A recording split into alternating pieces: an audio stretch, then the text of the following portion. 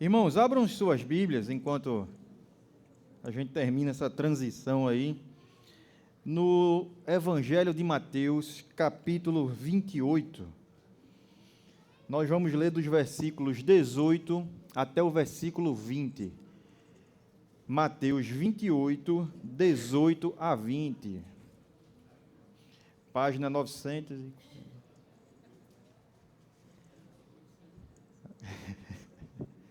Mateus 28, 18 a 20. Encontraram? Nos diz assim a palavra do Senhor. Então, Jesus aproximou-se deles, dos discípulos, e lhes disse: Foi-me dada toda a autoridade nos céus e na terra. Portanto, vão e façam discípulos de todas as nações, batizando-os em nome do Pai, do Filho e do Espírito Santo, ensinando-os a obedecer tudo o que eu lhes ordenei. E eu estarei sempre com vocês, até o fim dos tempos. Vamos orar? Senhor Deus, obrigado, Pai, por Tua palavra, obrigado por Tua revelação a nós, Senhor, de quem Tu és, do que Tu esperas de nós, Senhor, de como Tu ages em nosso meio, Pai. Que a gente possa sempre prosseguir nessa igreja com fidelidade à Tua palavra, Senhor, e por isso te pedimos, Pai, que Tu sejas conosco nesse momento, que a Tua palavra encontre lugar em nossos corações, Teu Santo Espírito haja em nossas vidas, abrindo nosso entendimento, nosso coração, para compreender e viver, Senhor, a Tua palavra, apesar de mim, Pai. É o que nós te rogamos no nome de Jesus. Amém. Irmãos, nós vivemos uma época em que desconfiar do que é comum tornou-se praticamente uma regra. Nós vivemos numa lógica que molda a nossa sociedade, que é a lógica da necessidade do extraordinário, a necessidade do espetáculo, a necessidade sempre daquilo que é fora do comum, que foge ao ordinário. Se você parar para analisar um pouquinho o que acontece ao seu redor, como as pessoas estão lidando com a vida, especialmente os mais jovens, talvez, tudo precisa ser marcante, tudo precisa ser impactante, tudo precisa ser intenso. A vida tem sido apresentada com uma necessidade de que haja sempre uma sucessão de experiências fortes, de momentos memoráveis, de acontecimentos que causem um rebuliço emocional, intenso na gente. E essa mentalidade, ela vai sendo vivida, vai sendo apresentada e vai moldando a forma, de fato, como nós enxergamos a vida. E o que acontece é que aquilo que é normal, aquilo que é comum, passa a ser visto como insuficiente, como estranho, como algo que não é considerado bom, valoroso, abençoado. Se for simples, se for comum, parece que Deus não está ali presente. O comum, a vida comum, começa a ser apresentada e muitas vezes até vivida como se fosse um problema a ser superado. E não como um espaço onde a vida que Deus nos deu realmente acontece. Quase ninguém quer ter um emprego comum, um marido comum, uma esposa comum, filhos comuns, viver numa cidade comum, numa rotina comum, numa igreja comum, uma vida comum. O filho de ninguém é comum. Já notou isso? Sempre tem que ser extraordinário, impressionante em alguma coisa. E a gente vai impondo isso a eles, vai cobrando isso deles, vai moldando o coração deles para que eles sejam assim. A gente não quer simplesmente que eles estudem e tenham uma profissão, consigam se sustentar, viver do suor de seu rosto. A gente quer que ele seja extraordinário naquilo que ele está fazendo. A gente impõe praticamente isso, pela forma como a gente encara a vida, pela forma como a gente vai vivendo nossos dias. E se tudo está comum demais, a gente não está satisfeito. A gente está sendo conduzido a só dar valor ao que é extraordinário, ao que é especial. Essa realidade ela é facilmente constatada nas redes sociais. Praticamente todo mundo hoje acessa aí, né, o Instagram e outras redes. E você, quando está rolando o feed do Instagram ali, por exemplo, principalmente, você é bombardeado por mentiras que diariamente vão lhe convocando a insatisfação da vida que você vive. Diariamente está ali lhe estendendo a mão para dançar aquele baile de máscaras que é apresentado ali, sempre chamando para mais uma dança.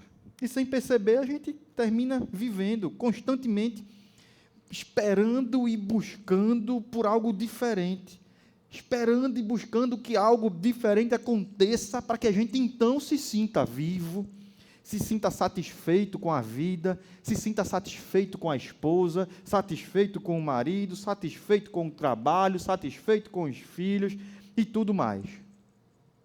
Essa forma de pensar, ela não fica restrita à cultura, não. Ela entra na igreja. Ela entra na nossa espiritualidade.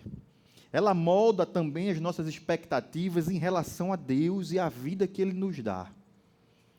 A gente começa a acreditar, ainda que de uma forma não declarada, ainda que isso não saia da nossa boca, a gente começa a viver, a pensar que Deus só se manifesta de forma real, só se manifesta de forma mais concreta nos momentos fora do comum. Deus age mais nos momentos fora do comum do que nos dias normais.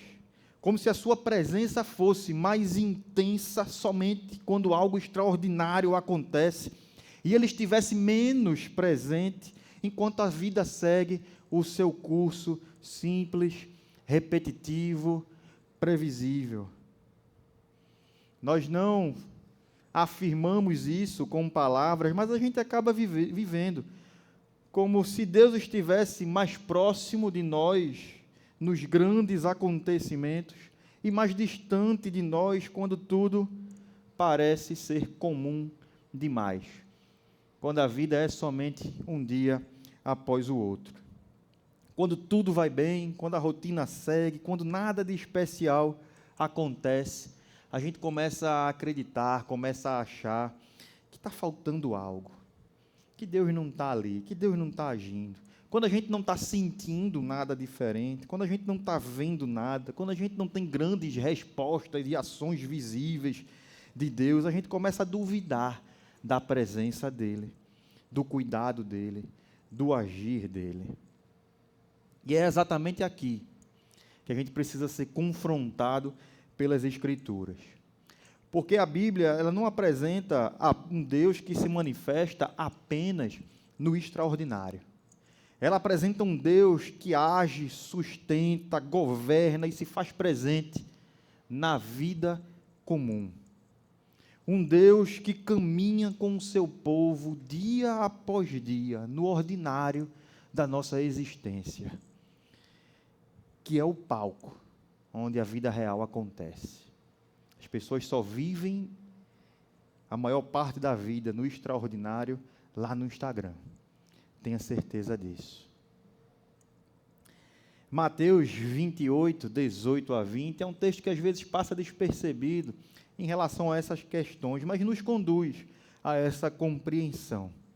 É um texto que fala de missão, e sim, e esse é seu ensino central, mas também nos fala da autoridade e da presença de Cristo. Fala também de cuidado e de esperança. E esse texto, nós lemos há pouco, ele começa com a afirmação de Jesus se aproximando dos discípulos, declarando: foi-me dada toda a autoridade no céu e na terra. Essa afirmação, ela estabelece o fundamento de tudo o que Jesus vai falar depois aqui no texto. E nesse contexto que a gente está falando, assuma aqui a premissa, de que Deus, Cristo, reina sobre toda a realidade. Ele recebeu toda a autoridade sobre todas as coisas. Não existe nada que esteja fora da autoridade de Cristo.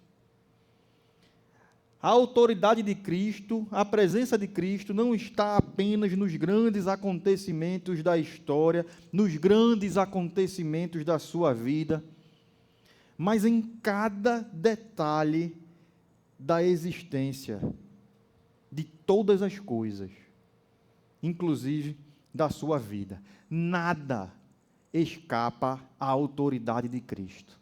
Nada acontece fora do governo de Cristo. Cada detalhe, cada segundo de absolutamente tudo que já aconteceu e que irá acontecer está sob a autoridade de Cristo. Às vezes a gente não consegue compreender essa realidade por conta de situações que nós enfrentamos. E nós enfrentamos situações que nós não conseguimos compreender as razões dessas situações. Por que estamos passando por aquilo? Mas mesmo assim, ainda que a gente não entenda, a gente precisa ter a fé necessária para assumir esta verdade de que aquilo que está acontecendo sob a autoridade de Cristo.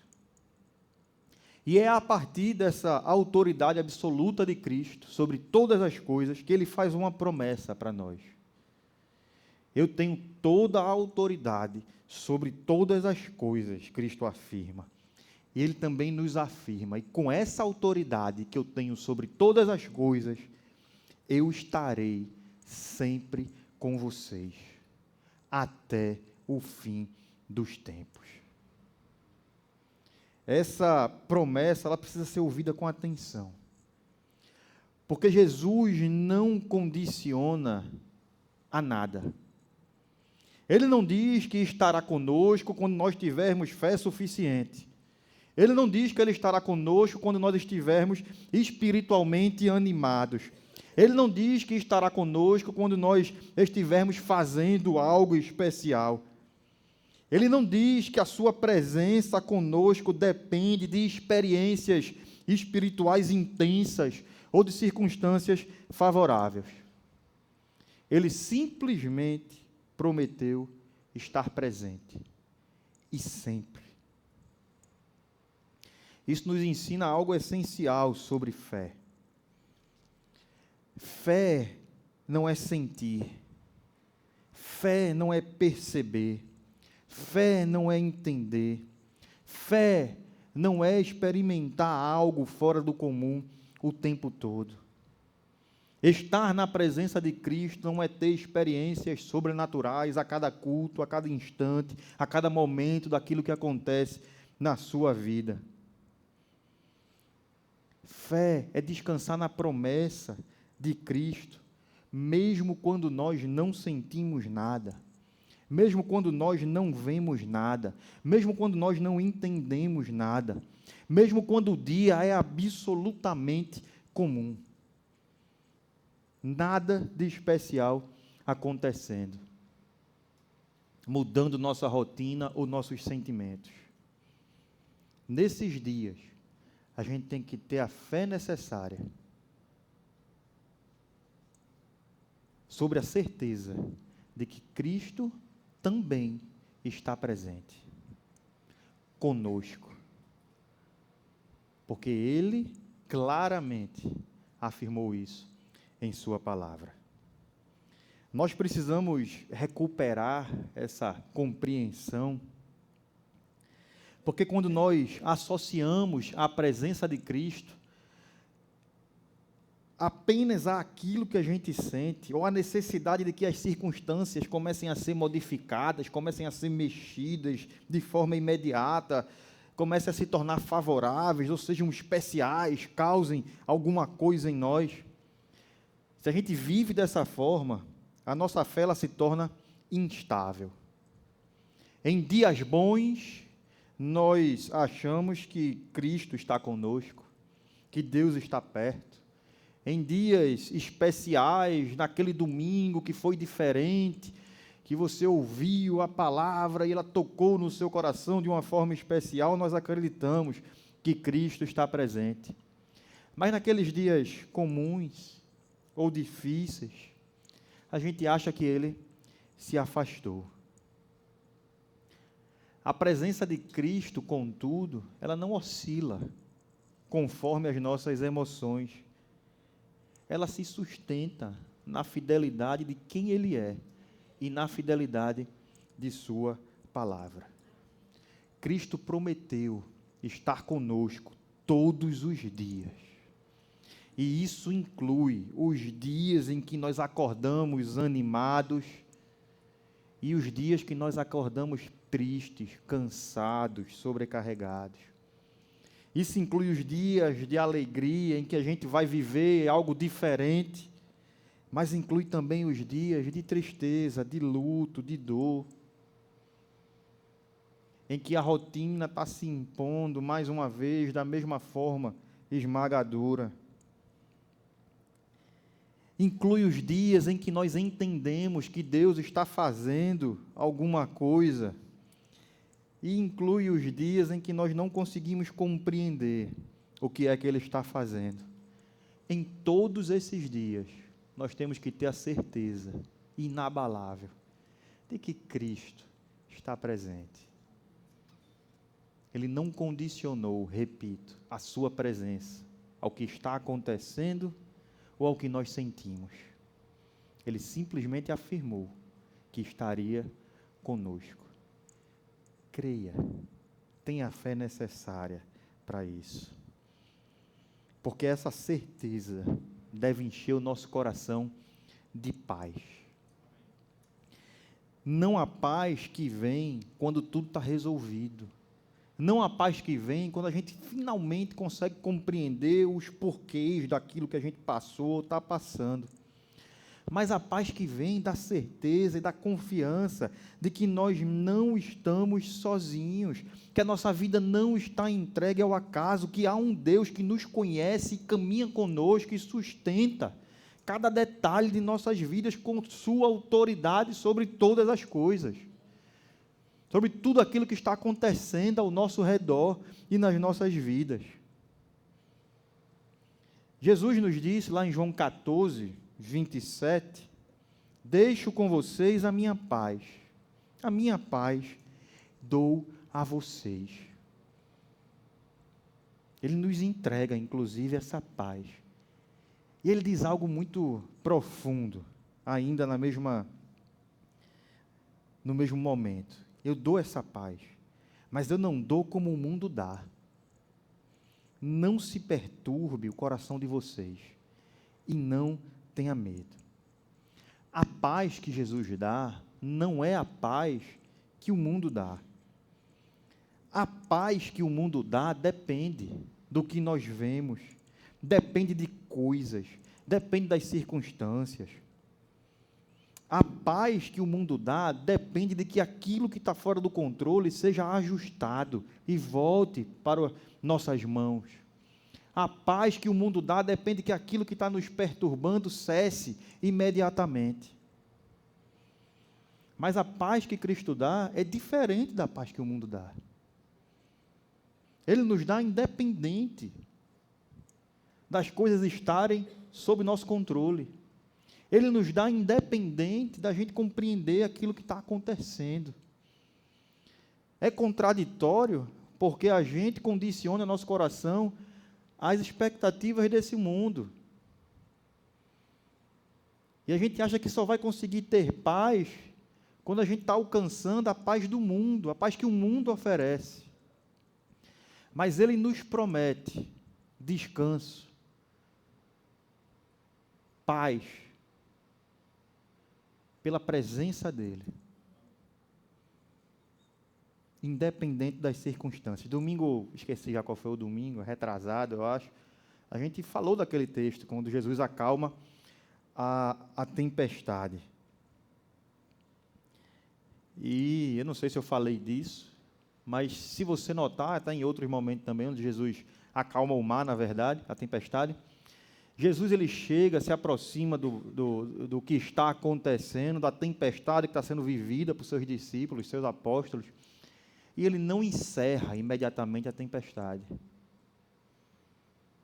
Ele não acaba com o que está acontecendo.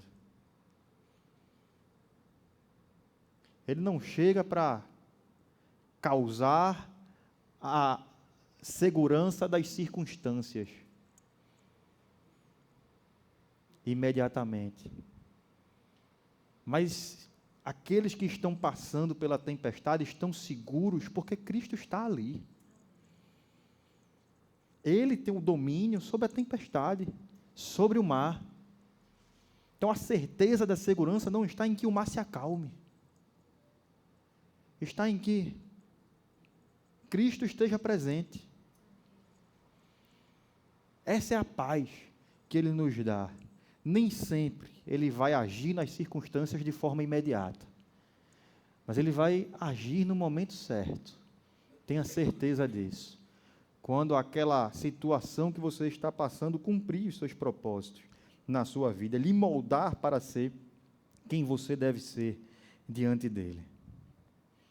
Então, a paz que Cristo dá independe do que esteja acontecendo, independe das circunstâncias estarem sob nosso controle, independe de nossos sentimentos, independe que o extraordinário sempre aconteça. Porque, irmãos, a maior parte de nossas vidas acontece no ordinário, no comum. E é aí, exatamente aí, que Deus nos conduz.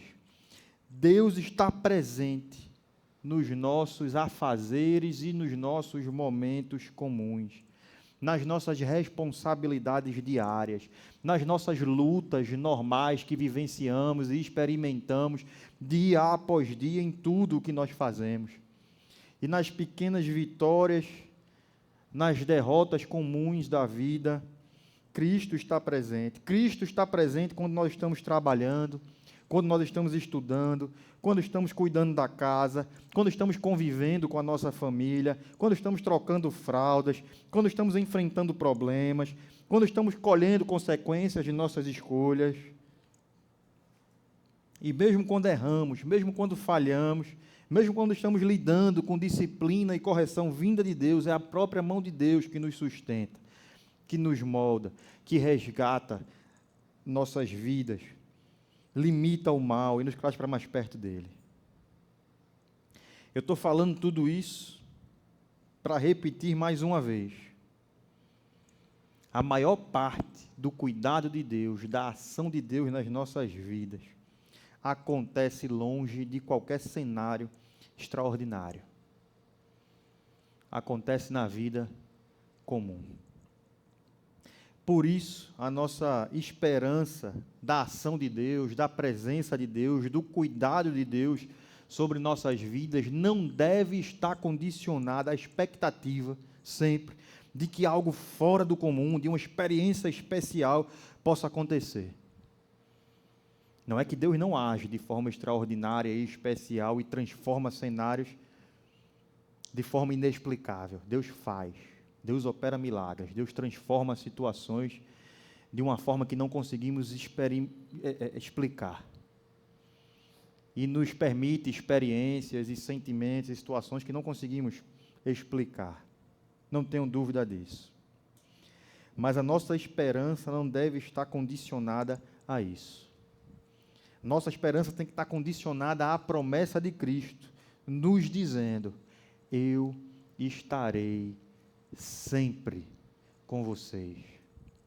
Está difícil? Deus está com você. Está com medo? Deus está com você. Está complicado? Deus está com você. Está confuso? Deus está com você. Não sabe o que fazer, mas Deus está com você. Não está entendendo o que está acontecendo, mas Deus está com você.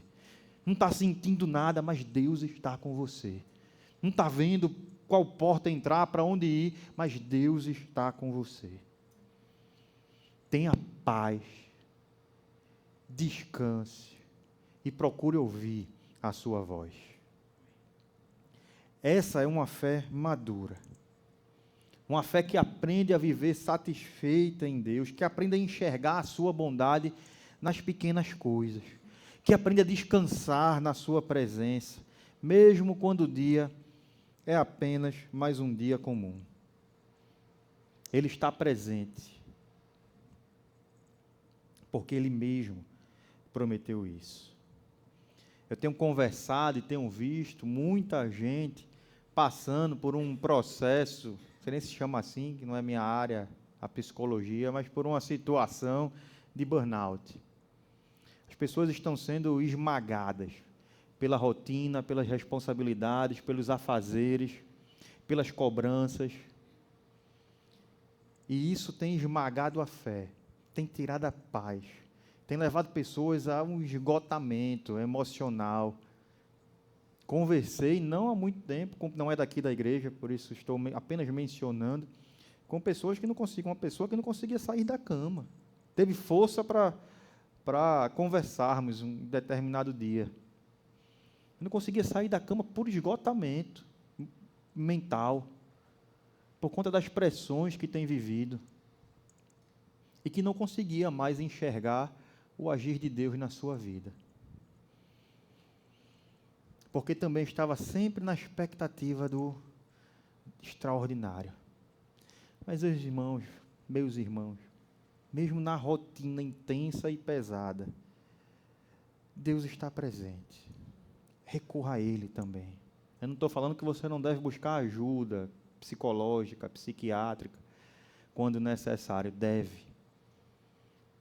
Mas tente enxergar Deus no meio do turbilhão de afazeres que você tem e do que você está passando, turbilhão de situações da sua vida ordinária.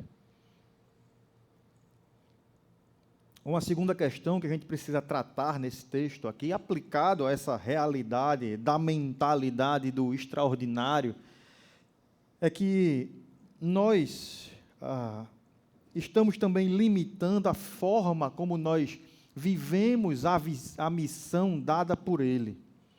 Estamos limitando ao extraordinário. Estamos limitando a nossa responsabilidade de viver a missão dada por Cristo aos momentos que são fora do comum. Muitas pessoas vivem esperando algo especial acontecer para então se moverem, para então se envolverem na obra de Cristo, para então obedecerem à ordem que nós lemos aqui de ir e fazer discípulos. Muita gente está esperando um evento especial, uma ação especial da igreja, para se sentir útil ao avanço do reino. Não é que na igreja você não tem esse espaço, você deve servir na igreja. A gente fez aqui a viagem missionária lá para Arco Verde, meus irmãos, eu vou chorar se eu falar. Que bênção, que bênção. Como foi prazeroso, como foi gostoso viver esse momento de serviço, de ver a igreja se envolvendo, derrubando paredes, entrando na casa das pessoas, com atendimento médico, teve atendimento jurídico, teve pregação do evangelho envolvida em tudo o que foi feito, trabalho com crianças, trabalho psicológico, trabalho com fisioterapeuta, tudo para aproximar as pessoas de Cristo. Corte de cabelo, e as pessoas dedicando seus dons, seus talentos ao serviço ao Senhor. E tudo aquilo foi extremamente cansativo, mas extremamente prazeroso. A gente se sente útil, não é verdade? Mas o serviço ao reino e às pessoas não está restrito a isso. Muita gente usou a profissão ali para servir ao Senhor, nesse momento extraordinário. E é tudo muito bom. Mas às vezes a gente fica esperando novamente a aproximação da igreja, que a gente vai ter, participe. Não, isso é bom, tá? A gente vai ter. A gente está com uma prevista para março, se eu não me engano. Inclusive aqui, em alguma praça aqui, a gente ainda está procurando. Participe, é uma bênção, mas não espere isso. Porque enquanto você está esperando essa oportunidade de servir especial, Deus já lhe colocou aonde que Ele queria que você estivesse, para lhe usar ali. A missão cristã, ela não acontece de forma restrita a contextos especiais, a momentos extraordinários. Ela acontece no cotidiano. Ela acontece na vida comum. Ela acontece em casa. Ela acontece no casamento. Ela acontece na criação dos filhos. Ela acontece no trabalho. Ela acontece no balcão da padaria. Ela acontece na faculdade. Ela acontece na escola. Ela acontece nas amizades e nas rodas de conversas. Ela acontece naquele contato simples, às vezes até aparentemente insignificante que você tem com alguém. Mas a gente termina desprezando essas oportunidades, reservando a missão somente para o contexto especial, para o momento especial, e a gente despreza o ordinário, negligenciando aquele lugar onde Deus nos colocou. Eu dei aula há algum tempo em faculdade e eu demorei um pouco a perceber isso. Eu parei de dar aula por conta das demandas do ministério. Eu gostava. E em determinado momento, eu fiz algumas atividades com alguns alunos e veio uma pessoa na sala de professores, começou a fazer perguntas sobre minha fé na sala de professores. Naquele dia eu tive que coisa, quem vai falar de Cristo para essas pessoas? Eu percebi, eu não estava ali somente para dar aula. Eu era professor numa faculdade de Direito, eu estava sentado numa sala de professores com um desembargador do TRF, ateu, declaradamente ateu. Quem ia ter acesso para pregar o Evangelho para esse homem? Se o círculo que ele vive, na família, quase todo mundo é ateu, e no trabalho ninguém fala com ele. Isso é só um exemplo. Eu estava estava de pé diante de vários alunos, quase que diariamente, com a oportunidade nas mãos. Uma época eu advoguei mais intensamente, e eu tinha a oportunidade de sentar dentro de um presídio com alguém que estava preso. Que oportunidade preciosa de falar do Evangelho. Mas a gente fica com medo. A gente diz, não vamos misturar as coisas. Como se a missão não fosse para ser vivida na vida que Ele nos deu, no lugar que Ele nos colocou. Deus lhe enviou para onde você está hoje. Não tenha dúvida alguma disso. O ide de Jesus não significa necessariamente que você precisa ir para longe de onde você está, para outra realidade, para cumprir essa missão de ide e fazei discípulos. Significa que você deve se mover, que você deve agir. E muitas vezes, exatamente ali onde Cristo já lhe enviou. Esses dias, alguma vez também, eu já mencionei aqui, eu estava reflexivo sobre como é que nós fazemos para entrar nesses prédios aqui. A gente está rodeado de prédio. Se você bater na porta e pedir para entrar, você não vai entrar. Qualquer porteiro que tem um dia de serviço vai dizer, não, conhece alguém aqui, veio para a casa de alguém, foi convidado por alguém, que é isso, pode entrar aqui não. Como é que a igreja vai entrar nesses prédios? Aí eu tive dois entendimentos. Só para constar, rede social. Então, quando a gente está postando, está falando, a gente está entrando hoje. A gente está se comunicando com os tempos de hoje. A gente está levando a igreja para o bolso, para a mão das pessoas. Daí a importância desse ministério. E a outra é através da vida de vocês. Eu moro a menos de 2 quilômetros daqui.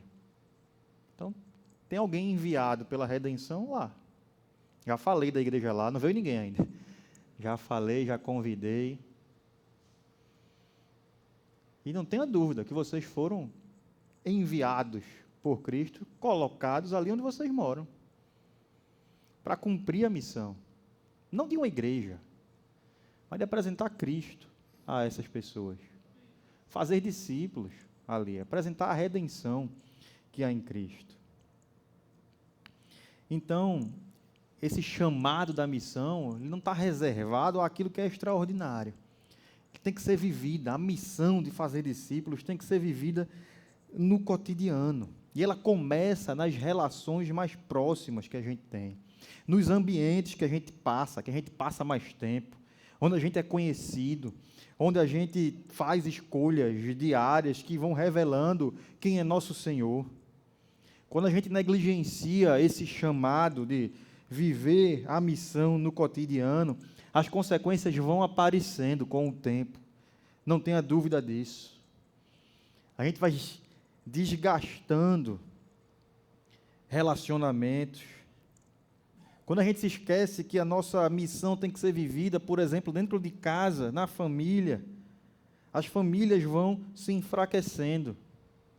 Tem muita gente que é um excelente servo na igreja, servo fiel, presente em tudo, mas que falta o tempo todo com a sua família. Às vezes, até por causa da igreja. Deus não está satisfeito nisso. Não tenha dúvida. A igreja não é mais importante que a sua família. Seu primeiro ministério é a sua família. Sirva sua família. Sirva dentro da sua casa. Sirva sua esposa. Sirva seu marido. Sirva seus filhos. E não delegue isso para a igreja. Quando a gente se esquece dessa missão vivida na vida comum, na vida real, a fé ela vai se tornando algo, às vezes, simplesmente teórico, ou bem distante do nosso dia a dia, onde nós vivemos a maior parte da vida. E a fé vai se esfriando nesses locais. As famílias vão se desfazendo. Então, irmãos, nossa missão de fazer discípulos acontece nesse palco, que às vezes nos cansa, não que a família canse, mas no palco da vida comum. Não se esqueça disso. Você foi chamado para fazer discípulos onde, repito, Deus lhe colocou hoje. Inclusive no casamento, vivido dia após dia, com escolhas conscientes, com conversas difíceis, com perdão, com serviço. Não espere para investir no seu casamento, por exemplo, por um retiro, um momento especial, um evento da igreja. Mas invista no seu casamento, no relacionamento com a sua esposa, com o seu marido, numa terça-feira comum, onde ninguém está vendo, onde foi somente mais um dia de trabalho e vocês estão novamente juntos dentro de casa. Na criação dos filhos, exerça o discipulado. Pare para conversar com eles sobre quem Cristo é, o que Cristo fez. Faça discípulos em casa. Tenha paciência com seus filhos. Tenha tempo com eles. A gente tem tempo para tanta coisa. E às vezes a gente só reserva para a família, para o cônjuge, para o filho, aquilo que sobrou. E já sobrou de forma bem desgastada. Só os cacos de atenção e de paciência. Priorize a sua missão dentro da sua casa. No seu trabalho, trate as pessoas como Cristo trataria. Haja com integridade. Seja fiel no pouco. Dê bom testemunho. Sirva sem buscar reconhecimento. Cumpra suas obrigações, seus horários. E aproveite as conversas comuns que você tem lá no dia a dia para testemunhar sobre Deus. Para dizer que vai orar por um colega de trabalho quando ele lhe contar uma situação difícil. Para parar e orar com ele. Já pensou? Você teria coragem de um colega de trabalho chegar para você: rapaz, tá difícil, minha irmã está doente, o meu casamento está mal, e você parar e... fulano, talvez eu não tenha todas as respostas, eu não sei o que é que você está passando, mas eu gostaria de orar com você, porque eu creio que Deus pode agir na sua vida e na sua situação. Você teria coragem de fazer isso no seu trabalho? Muitos cristãos não têm. Tem vergonha, ou não quer misturar as coisas, tem medo de ser perseguido depois. Viva a missão onde Ele lhe colocou. Deus quer lhe usar. E Deus quer lhe usar não somente em momentos extraordinários, mas agora. Amanhã, na sua segunda-feira comum, se você não está de férias, estamos em janeiro, né? Mas viva disponível para o Senhor, percebendo as oportunidades que Ele lhe dá todos os dias. Entenda que a vida comum que você vive é o lugar onde Deus lhe colocou e o campo onde Ele age. E é ali onde vidas serão alcançadas, onde discípulos serão formados. E concluindo, diante de tudo isso que nós conversamos aqui, eu quero deixar, apesar de já ter falado bastante sobre isso, esse chamado para você. Eu recebo sempre, ontem, tinha pessoas falando comigo: eu quero servir, eu quero servir, eu quero servir. E isso é bom, você quer servir, fale comigo. A gente vai procurar um lugar para você servir aqui na igreja. Mas eu quero lhe dizer, comece servindo onde você está, fora da igreja. Comece servindo dentro da sua casa. Comece servindo com o porteiro do seu prédio, com a diarista da sua casa. Comece servindo naquelas conversas informais, naquela roda de amigos que você sabe o que é que se fala ali, que não honra a Deus. Comece servindo ali, fazendo diferença. Comece servindo no seu trabalho. Atenda esse chamado. Pare de esperar o momento especial ou extraordinário e peça ao Senhor que Ele lhe use. E a gente vai cantar uma música agora que fala sobre isso, que pede que o Senhor sonde nossos corações e então use-nos. Cante essa música como um pedido de fato ao Senhor, para que Ele lhe use. Mas entenda esse usar, repito, como o fato de ser um servo do Senhor em todos os lugares que você passar. Não somente na igreja. Não cante usa-me pensando num ministério. Cante usa-me pensando na sua vida ordinária, na sua vida comum, lá no seu emprego, na sua empresa, lá onde você estará amanhã. Cante. Vamos ficar de pé?